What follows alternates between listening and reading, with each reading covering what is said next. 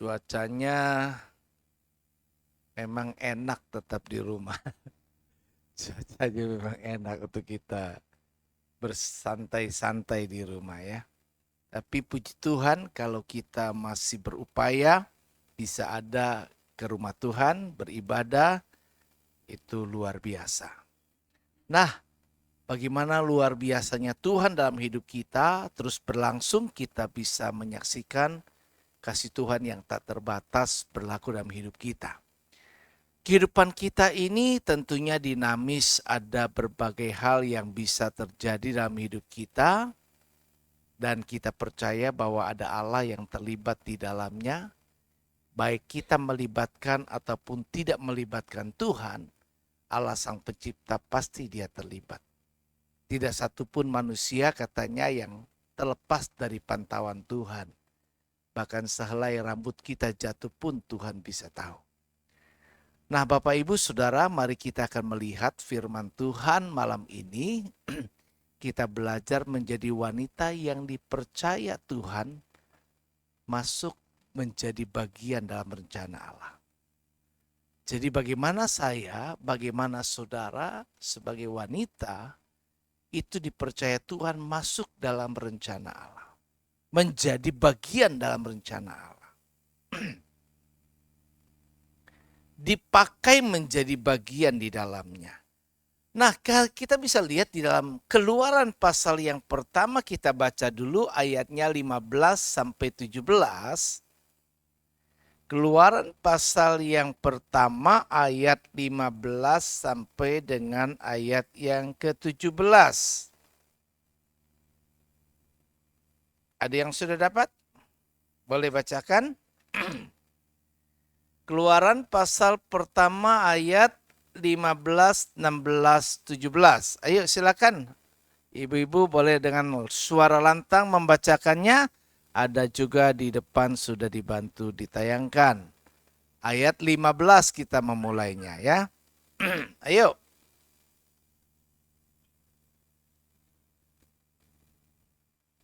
Yang bawa gadget, yang bawa Alkitab.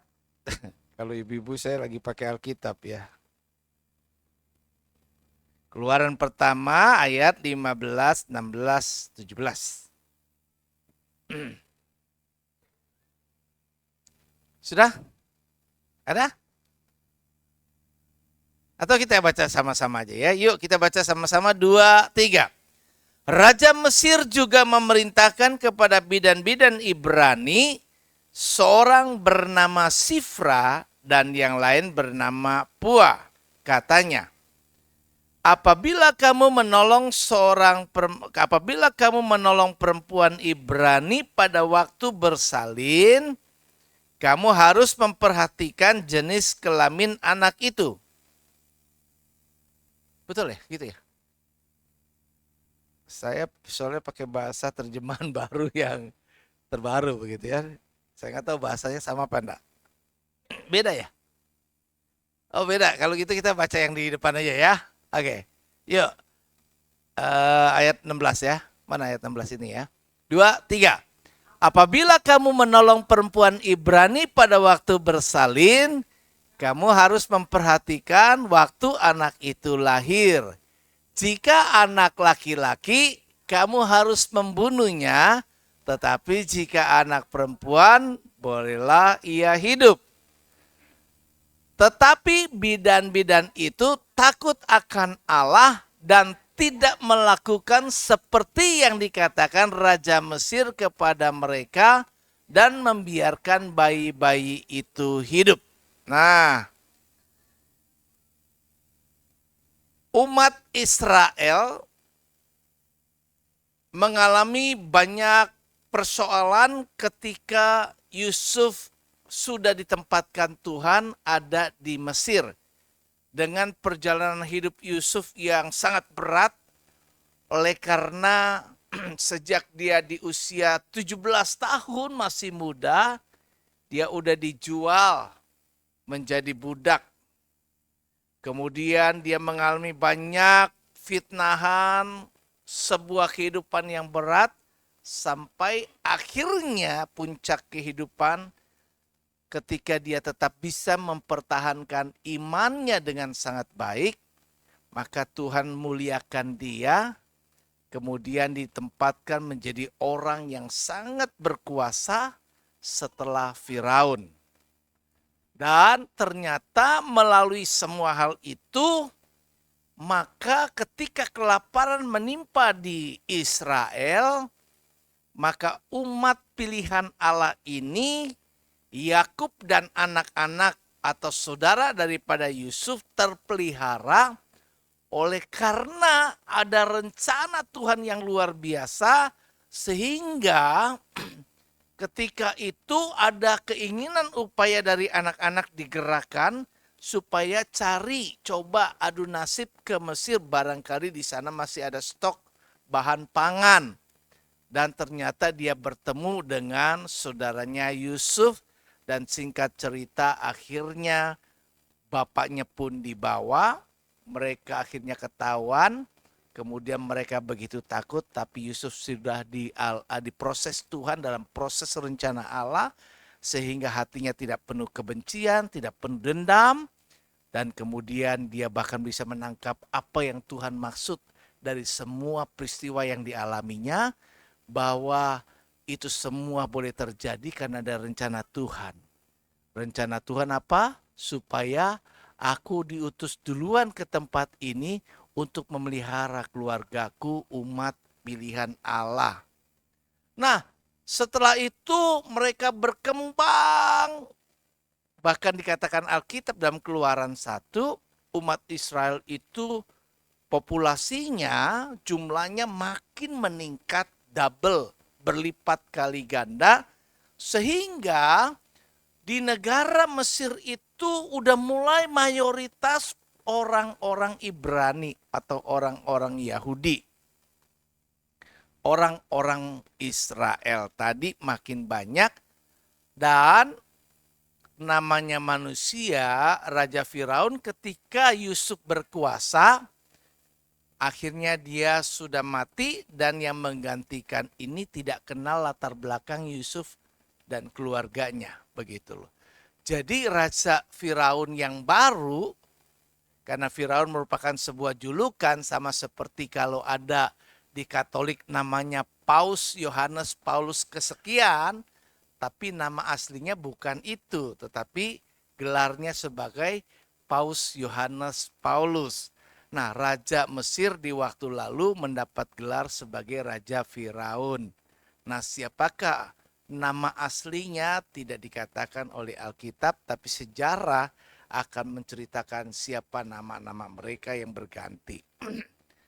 Nah, kita bisa lihat di sini bahwa ternyata raja baru tidak kenal latar belakang keluarga orang Israel ini, kemudian dia merasa khawatir dan akhirnya dia melakukan upaya penyelamatan negara Mesir supaya bagaimana populasi ini bisa ditekan dari umat Ibrani, jangan sampai berkembang, nanti dia lebih berkuasa dari kita, dia bersekongkol dengan musuh kita, kemudian dia menyerang, dia merebut negara ini. Begitu. Dan kemudian adalah ide muncul di benak kepalanya bahwa ini harus dibunuh kalau nanti laki-laki Ibrani yang lahir, agar mereka itu nggak makin besar. Kalau perempuan nggak masalah, jadi perempuan enak juga gitu kan ya. Gampang, lebih selamat deh begitu loh. Kalau ada apa-apa perempuan nggak jadi pokok incaran begitu kan. Tapi laki-laki duluan. Kenapa? Karena laki-laki dianggap mereka kelak memiliki kemampuan untuk melawan lebih daripada seorang perempuan. Nah, karena itu maka ada perintah Raja Firaun, dan perintah itu salah satunya dia tahu ada bidan Ibrani yang menolong orang-orang Ibrani melahirkan. Memang bidan ini nggak cuma dua, ada banyak bidan di Mesir. Tetapi bidan dua ini disebutkan namanya. Kenapa disebutkan namanya sementara bidan-bidan lain tidak disebutkan? Karena memang untuk bisa masuk di dalam Alkitab ini itu nggak mudah. Alkitab ini terlalu tidak cukup untuk bisa membuat semuanya peristiwa yang terjadi di masa lalu itu dituliskan. Tapi ketika dituliskan ada maksud, ada sebuah kisah, ada sebuah pembelajaran bagi kita sekalian. Nah, siapa namanya? Dua bidan tadi. Namanya siapa sih? Sifra. Kemudian satu lagi Pua, ya. Ini bidan Ibrani, ya. Artinya ini bidan orang Israel. Tapi bekerja di sana sebagai bidan. Ngurus kalau perempuan-perempuan Ibrani melahirkan, dia bantu begitu. Nah, dapat titah raja itu luar biasa. Enggak dilaksanakan tentu ada hukumannya. Tetapi ternyata diceritakan di sini menarik ya. Bahwa dalam peristiwa yang semacam itu, kalau dipikir lagi, peristiwa yang kayak gini nih, itu mirip serupa tuh dengan peristiwa waktu Yesus mau lahir. Betul ya? Waktu Yesus mau lahir, ada perintah juga dari pemerintah yang berlaku waktu itu, supaya anak laki-laki dibunuh begitu loh. Jadi memang kelahiran Musa ini menjadi sebuah gambaran yang terjadi juga pada peristiwa Yesus Kristus. Jadi ada sebuah rencana Allah. Nah, hidup saya, hidup ibu-ibu, hidup kita sekalian tentunya setiap kita pasti ada rencana Allah. Percaya kan ya? Ada rencana Allah dalam hidup kita. Mungkin ada kejadian-kejadian yang bisa kita alami yang memang kita nggak ngerti awalnya kok bisa begini, kok bisa terjadi tiba-tiba jadi begini, kok jadi begini peristiwanya. Apalagi sekarang kita ada di tahun politik, begitu ya. Ada banyak hal yang lain-lain yang terjadi, kan? Ada peristiwa yang kadang-kadang jadi orang sebelumnya jadi baik, tiba-tiba kok kemudian berubah sikapnya. Ada orang yang kemudian dari awalnya jahat, berubah tiba-tiba jadi baik, begitu kan? Nah, itu semua dinamika kehidupan yang mungkin terjadi, begitu loh. Tapi yang mau ditekankan oleh saya di sini dan sesuai dengan koridor firman, maka memang di dalam perjalanan rencana Tuhan dalam hidup setiap orang, termasuk sebuah umat, memang Tuhan berencana dan rencananya pasti yang terbaik. Tapi rencana Tuhan ini juga akan terpengaruh juga, bukan terpengaruh, akan ada diisi dengan respon, sikap, perilaku, bagaimana orang menyikapi dari semua itu. Nah, saya ada masuk di bagian rencana Tuhan itu atau saya tidak ada di rencana Tuhan itu. Nah, bisa aja saya tidak ada di rencana Tuhan itu. Jadi dalam cerita itu saya tidak dilibatkan rencana Allah. Tidak menjadi bagian. Contohnya, kalau Yesus itu harus mati di kayu salib, ternyata Yudas Iskariot masuk dalam rencana Tuhan. Tapi di Alkitab tidak pernah ada ditulis nama persis Yudas Iskariot yang jadi pengkhianat. Jadi artinya bahwa Tuhan itu nggak pernah menuliskan bahwa awal setiap manusia tuh tujuannya kemudian Tuhan mau bikin yang jadi jelek. Oh, kamu jadi pengkhianat. Nggak begitu ya. Nanti besok kita akan melihat lagi tentang potret diri, saya akan jelaskan lebih jauh. Tetapi sekarang coba kita lihat di sini bahwa ini sikap kita, cara kita merespon, cara kita memahami rencana Tuhan, itu akan tentu menentukan nantinya kita ada di bagian dipercaya Tuhan masuk dalam rencana Allah itu atau kita di luar. Yang tidak diperhitungkan, yang tidak masuk di dalamnya. Nah, Sifra dan Pua ternyata dimasukkan dalam rencana Allah. Dia disebut di Alkitab di antara semua bidan. Kenapa bisa begitu? Karena sikapnya Pua ternyata kita belajar yang pertama.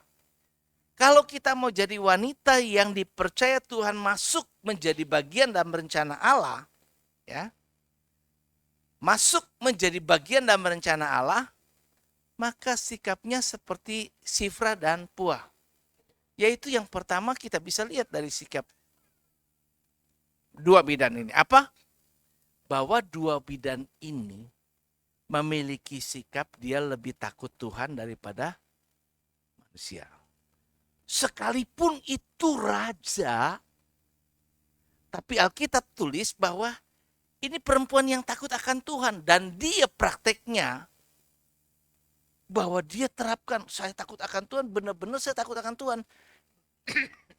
Praktek hidup saya itu bahwa memang saya lebih takut sama Tuhan daripada sama manusia. Kebanyakan di dalam hidup kita itu prakteknya adalah kita lebih takut sama orang ketimbang takut sama Tuhan. Dan karena itulah banyak terjadi penyimpangan-penyimpangan. Kenapa? Wah, ada orang akhirnya kemudian karena takut sama seseorang, akhirnya ya sudah dia melakukan sesuatu penyimpangan. Tetapi kalau kita takut akan Tuhan lebih daripada kepada manusia, kita akan cuma mau taat sama Tuhan dan tidak mau taat sama manusia. Dan kalau kita mengutamakan itu lebih menghormati Tuhan seperti itu, maka kita dimasukkan Tuhan ke dalam bagian rencananya Allah. Dan tentu kalau kita dimasukkan menjadi bagian dalam rencana Allah, selanjutnya begitu kita dimasukkan, ibaratnya gini, kalau nanti ada sebuah drama, siapa orang-orang yang nanti dipilih jadi bagian pemain. Betul ya? Nah, berbahagialah yang dipilih sebenarnya. Tapi orang di sini kan kadang-kadang disuruh, yuk ikut main. Belum tentu mau kan? Ah males nggak mau nggak bisa dan lain sebagainya. Kalau dikasih masuk sama Tuhan, kamu masuk ya dalam rencana aku, mau enggak? Enak loh sebenarnya. Tapi udah dimasukin, tentunya kan bagaimana? Supaya nanti akhirnya kita bisa jadi, nah kalau orang udah dimasukin jadi peran nih, main nih, udah main ya saya ya jadi pemain. Nah kalau saya sudah jadi pemain, waktu saya jadi pemain ditunjuk kan tergantung perannya dong. Bisa nggak kita memerankannya dengan baik? Kalau bisa memerankan dengan baik, maka bukankah nanti akan terpilih ya aktor terbaik, betul kan ya? Wah artinya dia orang yang paling bagus dalam memerankannya. Namanya naik. Tercatat bahkan mendapat hadiah. Dan Alkitab menulis Sifra dan Pua karena dia takut Tuhan lebih daripada manusia. Maka Allah menghormati dia, Allah mengganjarnya dengan kemuliaan hidupnya. Zaman dulu perempuan kalau bisa dinikah atau nikah, berumah tangga itu hebat mulia. Di dunia ini sampai sekarang jumlah wanita lebih banyak dari pria. Jadi sebenarnya pria itu lebih langka didapatkan oleh para wanita karena lebih banyak. Jadi wanita itu lebih bersaing untuk dapatkan pria. Di Kota Padang, bagian tertentu yang masih memelihara adat istiadat, enggak semua. Saya belum lama berbincang dengan orang Padang asli. Jadi dia bilang, ya memang, dan saya juga pernah ada teman kantor orang Padang. Laki-laki di Padang itu dibeli, begitu kan ya? Enak, dilamar sama perempuan. Semua biaya nikah oleh perempuan. Jadi laki-laki itu berharga luar biasa. Di Alkitab dan adat istiadat daripada suku Israel Ibrani, laki-laki itu memang lebih dihargai dari awal. Itu sebabnya Alkitab itu mencatat nama laki-laki ketimbang nama perempuan. Dan jika nama perempuan sampai masuk di Alkitab, itu luar biasa. Pengecualian. Jadi ada tokoh yang Esther, Ruth, Maria, ya, dan lain-lain itu tokoh-tokoh wanita itu, ya, ada Deborah, begitu kan ya, lain-lainnya. Iya, itu banyak semua yang perempuan itu spesial, wanita-wanita spesial. Nah kita mau jadi wanita yang dipercaya Tuhan masuk dalam rencana Allah, pertama harus ada takut akan Tuhan.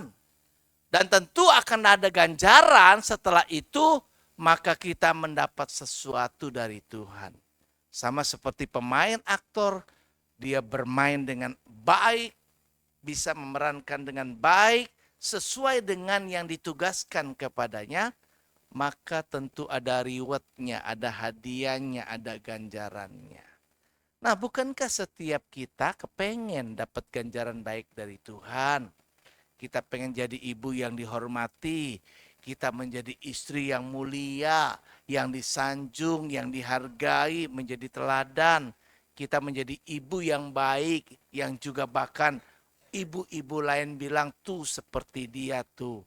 Anaknya berhasil, anaknya Yuyung gitu kan ya. Gitu kan? Anaknya wah begitu loh. Anaknya baik-baik, pinter-pinter, wah masa depannya luar biasa. Ketimbang kita bisa lihat, wah anaknya nakal, berandal, narkoba, mabuk-mabukan. Udah kita sakit, ya, nama baik keluarga tercemar, dan lain sebagainya. Jadi itu yang pertama kita dapatkan. Yuk kita jadi orang sebenarnya nggak cuma perempuan, tapi semua orang laki-laki kita harus lebih takut. Petrus berkata, waktu dilarang untuk khotbah, dilarang beritakan Injil, mana yang lebih takut? Takut sama Tuhan atau takut sama manusia? Tapi aku akan lebih memilih takut sama Tuhan daripada takut manusia. Sehingga pemberitaan Injil tetap berlangsung walau dilarang. Ya, tentu di Kristen ini ada banyak aturan yang bisa membatasi. Secara regulasi pemerintah, kita tidak boleh menyebarkan ajaran agama. Apalagi kemudian membuat orang pindah agama begitu. Ya. Tetapi Kristen punya ajaran. Ajarannya apa? Amanat agung. Amanat agung apa? Jadikan semua bangsa murid. Enggak cuma jadi orang percaya. Jadi orang percaya enggak cukup di mata Tuhan. Tuh jadi murid. Ya. Mendidik, membina, membentuk anggota jemaat menjadi murid. Targetnya murid. Kenapa? Karena kalau orang percaya itu nggak mau belajar. Tapi kalau yang namanya murid mau belajar. Mau diajar, mau bertumbuh, terus mengenal. Dan nanti berlipat ganda orang juga dimuridkan lagi. Nah yang kedua, coba perhatikan di ayat pasal yang kedua. Pasal yang kedua kita baca dari ayatnya yang pertama. Kita baca sebenarnya bacanya banyak sih ya. Kalau dilihat di situ 1 sampai 10. Saya baca gini biar cepat ya. Saya yang bacain deh. Kita lihat supaya dapat gambaran yang lebih jelas. Keluaran pasal yang kedua ayat 1 sampai 10. Saya pakai coba biasanya saya pakai yang terjemahan biasa, tapi baru kali ini saya coba pakai terjemahan yang kedua. Terjemahan baru. Tapi terjemahan baru nggak beda banyak sih. Firman Allah berkata gini, seorang laki-laki dari keluarga Lewi, ya keluarga Lewi, ini namanya dari suku Lewi nih ya, memperistri seorang perempuan Lewi. Lalu perempuan itu mengandung dan melahirkan seorang bayi laki-laki. Ketika ia melihat betapa eloknya bayi itu, disembunyikannya 3 bulan lamanya. Kira-kira tahu nggak yang kedua ini laki-laki itu siapa namanya? Musa yang dimaksud. Terus orang tua yang tadi dari suku Lewi itu siapa namanya? Siapa orang tuanya Musa? Nah, ayo siapakah? Oh, memang kayaknya memang kita perlu Bible quiz juga di kelas ibu-ibu ya. Jadi kita bisa belajar Alkitab begitulah. Ibu-ibu yang sulit baca atau nggak enak suka baca begitu, kan sekarang sudah dikirim pakai dengar ya suara, membantu banget tuh, membantu banget. Jadi kalau kita males bacanya begitu, saya beli Alkitab ini baru beli belum lama ya, 1 bulan ini. Ini versi tulisannya yang besar, jadi mata saya lebih nyaman bacanya ketimbang yang tulisan kecil, begitu kan. Nah, jadi Alkitab saya sedikit lebih tebal dibanding Alkitab yang biasanya. Karena tulisannya lebih gede, jadi huruf besar, pasti lebih besar dan bacanya lebih nyaman begitu. Dan saya suka, jadi maka saya coba pakai ini. Ketimbang saya pakai iPad terus, kali ini saya pengen supaya bisa baca Alkitab. Nah, jadi itu ya. Kemudian ayat 3 berkata, tetapi ketika ia tidak dapat menyembunyikan lebih lama lagi, ia mengambil sebuah peti pandan dan merekatkannya dengan gala-gala dan ter, lalu meletakkan bayi itu di dalamnya dan menaruh peti itu di tengah-tengah gelaga di tepi sungai Nil. Kakaknya berdiri di tempat yang agak jauh untuk melihat apa yang akan terjadi dengan dia. Lalu datanglah putri Firaun untuk mandi di sungai Nil. Perhatikan, sementara dayang-dayangnya berjalan-jalan di tepi sungai itu. Ia melihat peti yang di tengah-tengah gelaga itu dan menyuruh hambanya perempuan untuk mengambilnya. Ketika ia membukanya dan melihat bayi itu, tampaklah bayi laki-laki yang sedang menangis. Ia merasa kasihan kepadanya dan berkata, tentulah ini salah satu bayi orang Ibrani. Wah, teridentifikasi, dikenali sebagai bayi Ibrani. Lalu bertanyalah kakak anak itu kepada putri Firaun, perlukah aku pergi memanggil seorang ibu penyusu dari antara orang Ibrani untuk menyusui bayi itu bagi tuan putri? Saud putri Firaun kepadanya, pergilah. Lalu gadis itu pergi memanggil ibu bayi itu dan berkatalah putri Firaun kepada ibu itu, bawalah bayi ini dan susuilah dia bagiku. Aku akan memberi upah kepadamu. Kemudian perempuan itu mengambil bayi itu dan menyusuinya. Ayat 10, ketika anak itu telah besar, ia membawanya kepada putri Firaun yang mengangkatnya menjadi anaknya. Ia menamainya Musa, katanya, karena aku telah menariknya dari air. Jadi kita tahu siapa yang memberi nama Musa, bukan orang tuanya. Siapa nama orang tuanya? Yang laki bernama Amran, yang perempuan namanya Yochebed. Jadi Amran dan Yochebed, ya. Itulah bapak ibu dari Musa. Yang memberi nama Musa adalah putri Firaun. Ya. Nah, putri Firaun, nah, coba dilihat. Akhirnya tadi bidannya Sifra dan si Puwa tadi membiarkan si Yochebed ini, perempuan keturunan Lewi dari dari Ibrani, perempuan Ibrani tadi, melahirkan seorang anak laki-laki yang seharusnya itu dibunuh. Harusnya dilempar ke sungai Nil dan mati. Tetapi rencana Tuhan berlaku. Kan? Rencana Tuhan berlaku. Nah, ternyata ibu ini pengen melakukan perintah itu, kemudian dia lihat, anaknya ganteng begitu ya. Elok parasnya begitu. Kemerah-merahan, aduh imut-imut bagus nih begitu. Jadi coba dirawat selama 3 bulan. Nggak ada ibu yang tega membuang anaknya. Dia berusaha, tapi makin besar, udah 3 bulan tentu dia nggak akan bisa diem. Jadi kalau mau disembunyikan lebih jauh lagi, itu berbahaya bagi ibu ini dan keluarganya. Karena pasti akan ketahuan. Itu sebabnya dia terpaksa dengan berat hati, kemudian akhirnya berupaya membuat sebuah kotak dari kayu papirus yang biasanya itu kayunya anti air, ya. Itu di zaman dulu dan di Mesir ada, saya ke tempat itu yang membuatnya. Kemudian di situ ya kayunya ya ringan lah, kalau ditipis gitu kayak tebu begitu kan, kayak tebu begitu loh. Tapi anti air. Jadi kalau kertas dibuat dari kayu papirus ini, kertasnya anti air. Jadi kalau orang tulisan-tulisan yang akurat untuk sesuatu yang sejarah, kena air pun dia nggak sobek begitu. Maka nilainya jualnya mahal. Ya. Nah, Di sana ringan, tidak akan tenggelam, jadi dibuatlah sebuah keranjang dan di dalamnya dimasukkan bayi ini.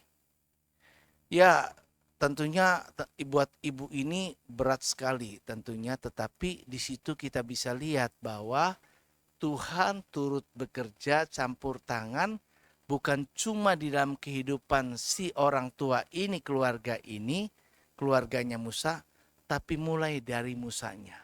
Sehingga bayi ini tidak hanyut, jatuh, dan kemudian nantinya jadi binasa. Tapi dibuat adalah ada tanpa kita duga tuh putri Firaun dia pergi ke sungai untuk mandi. Nah, ada yang berkata penafsir ini putri Firaun ini memang ceritanya nggak banyak.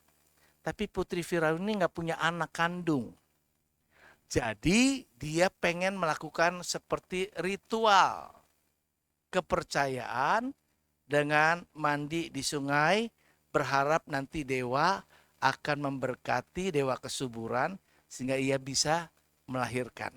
Jadi dengan keyakinan kepercayaan orang Mesir di waktu itu, dia berharap putri Firaun kepengen punya anak.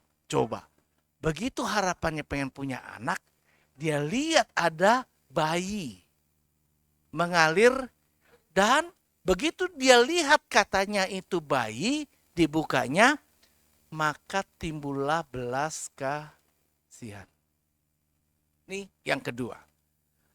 Wanita yang dipercaya Tuhan masuk dalam rencana Allah gak cuma sekedar takut akan Tuhan, tapi memiliki sifat karakter yang penuh belas kasihan. Orang yang gak tegaan, orang yang gampang. Dan yang namanya belas kasihan itu juga merupakan karakter Yesus. Jadi ketika Yesus melihat orang banyak seperti domba yang tidak bergembala, maka Alkitab menulis timbullah belas kasihan. Jadi yuk jadi wanita-wanita yang punya perasaan belas kasihan. Sehingga kita masuk dalam rencana Allah. Kita nggak akan bisa tega ngelihat siapapun, ya kan ya. Tapi kita akan mudah tergerak berbelas kasih kepada orang lain. Nah, itulah putri Firaun. Ada penafsir yang lain seperti David Dawn, itu ahli sejarah Mesir. Dia berkata ini nama putrinya itu putri Firaun Sobek Neferu. Tapi ada lagi sejarawan orang Yahudi yang bernama Artapanus. Dia berkata bahwa putri ini bernama Meris. Begitu. Jadi mana yang benar nggak penting karena Alkitab nggak tulis. Begitu kan ya. Tapi yang penting di sini ada sebuah tokoh yang bernama Putri Firaun. Ya. Putri Firaun itu apakah yang namanya tadi Sobek Neferu, apakah Meris, ya, maka yang pasti ini perempuan masuk dalam rencananya Allah untuk penyelamatan bangsa Israel. Oleh karena dia wanita yang penuh belas kasihan. Kemudian kita bisa lihat di sini juga yang ketiga. Maka di ayatnya yang ke-6 juga dikatakan, coba kita perhatikan di situ. Ketika ia membukanya dan melihat bayi itu, tampaklah bayi laki-laki yang sedang menangis. Ia merasa kasihan kepadanya dan berkata, tentulah ia salah satu bayi orang Ibrani. Ini anak Firaun. Bapaknya itu Raja Firaun yang memberi perintah apa? Supaya anak laki-laki Ibrani dibunuh, bukan? Ya kan? Seharusnya anak kan pasti mendukung orang tua kan? Begitu juga orang tua pasti mendukung anaknya dengan berbagai cara. Nah, tentu itu adalah hal-hal yang wajar lah yang bisa terjadi seperti yang terjadi di sekarang ini. Nah, jadi kita bisa lihat bahwa seharusnya sepatutnya sikapnya itu ya pasti dia tahu ini perempuan ini anak Ibrani, ya dia pasti juga nggak mau dong. Nggak mau dong. Walau mudah hatinya berbelas kasihan, tapi dia itu juga nggak mau dong. Yang kayak begini mah artinya adalah bisa bersikap membedakan. Nah, yang ketiga, ini yang baik. Bahwa jadilah wanita yang juga tidak pandang muka. Jadi wanita yang mau masuk dalam yang dipercaya Allah masuk dalam rencananya, itu nggak suka beda-bedain orang dari suku mana, dari ini, dari status sosialnya. Ada keluarga Kristen yang jadi contoh, kemudian dia bisa memperlakukan pembantunya bahkan tidak kemudian direndahkan. Kebanyakan orang pada umumnya memperlakukan pembantu kan begitu rendah. Kenapa direndahkan? Kenapa kita berlaku semena-mena? Bahkan itu cuma karena statusnya. Padahal dia adalah sesama umat manusia. Yang namanya potret diri kemarin yang saya singgung dan dilanjutkan di besok. Itu siapa diri kita itu kita makhluk ciptaan. Jadi bahkan di Alkitab tulis yang memperlakukan orang miskin gak sebaiknya. Gak sepatutnya begitu loh. Menghinanya dan sebagainya. Itu sama menghina pencipta. Jadi ini sikap yang baik loh. Baik gitu loh. Jadi yuk kita belajar seperti itu. Kenapa? Yesus juga sama. Yesus itu memang kalau dipikir-pikir dia orang Yahudi. Dia datang pernah berkata, aku datang hanya untuk umat Yahudi. Tetapi pada kenyataannya bahwa Allah Bapa kasihnya itu melampaui cuma batasan tadi. Kan? Karena itu dia berkata Yohanes 3 ayat 16 bahwa karena begitu besar kasih Allah akan dunia ini. Nah dunia ini gak cuma orang Yahudi. Dunia ini ada saya dan saudara. Bersyukur kita ini kan bukan orang Yahudi. Tapi kita menjadi orang yang juga dikasih Tuhan. Gitu loh. Kan? Yang diangkat dicangkok begitu loh. Coba bayangkan kalau kita membeda-bedakan kayak gitu. Nah jadi kita belajar bersikap seperti itu. Artinya kalau nyanyian pujian berkata, Yesus, Yesus cinta segala bangsa, segala bangsa di dunia. Ya kan? Ya, dia cinta semuanya. Mau hitam, putih, merah, dan itu semuanya tetap sama di mata Tuhan. Jadi yuk belajar, kita beda dengan yang lain. Kita harus bisa memperlakukan sesama kita seperti dia adalah ciptaan Tuhan yang sama dengan kita. Enggak pandang bulu, kan? Itu dan yang terakhir. Yang terakhir bahwa ayat yang ke-7 dan 8. Ayat yang 7 8 dituliskan gini. Lalu bertanyalah kakak anak itu kepada putri Firaun, perlukah aku pergi memanggil seorang ibu penyusu dari antara orang Ibrani untuk menyusui bayi itu bagi tuan putri? Saud putri Firaun ketika ditanya kayak gitu, ya, pergilah. Lalu gadis itu pergi memanggil ibu bayi itu. Nah kadang-kadang kita itu diperhadapkan dengan berbagai pilihan. Walaupun pada akhirnya dia sudah mengambil, ditariknya ini kan diambil kan ya, diambil. Kan namanya bayi yang tadi belum dikasih nama kan? Betul ya? Belum dikasih nama. Karena ayat 10 baru kasih nama tuh. Dikasih nama setelah sudah besar. Gitu loh. Jadi ini si Musa ini yang dikasih nama sama si putri Firaun enggak besar dibesarkan sama si putri Firaun. Begitu. Enggak sama ibunya. Nah terus kemudian ketika ditanya sama orang lain yang dia kan awalnya juga nggak tahu. Apakah dia begini, perlu nggak aku panggilkan kayak gini. Itu kadang kita ketika ada keputusan yang harus kita buat, kita dilema, kita bingung, kita curiga, oh ini begini, oh ini begini, ada banyak hal yang lainnya. Tetapi kita lihat ya bahwa putri Firaun ini memiliki kemantapan mengambil keputusan dan tindakan yang cepat. Dia langsung bisa ambil keputusan yang tepat dan tindakan yang cepat. Dia berkata pergilah, pergilah, ambillah. Oke setuju, setuju. Nggak kenapa, nggak kenapa. Sekali lagi ini pun bertentangan dengan hukumnya pada waktu itu yang berlaku yang ditetapkan oleh ayahnya sendiri, tapi malah dirawat, dipelihara, dibesarkan, bahkan dibiayai, ya kan? Dibiayai. Keputusan yang tepat. Nah, kadang kita salah buat keputusan. Ada banyak keputusan yang salah dibuat, itu berakibat fatal dalam hidup kita. Kita kadang nggak ngerti gitu kan ya. Tapi ada beberapa petunjuk di dalam mengambil keputusan yang tepat supaya kita bisa tahu. Saya singkat sebagai penutup. Yang pertama, untuk bisa kita mengambil keputusan yang tepat, perhatikan indikatornya. Sesuai firman Tuhan atau tidak.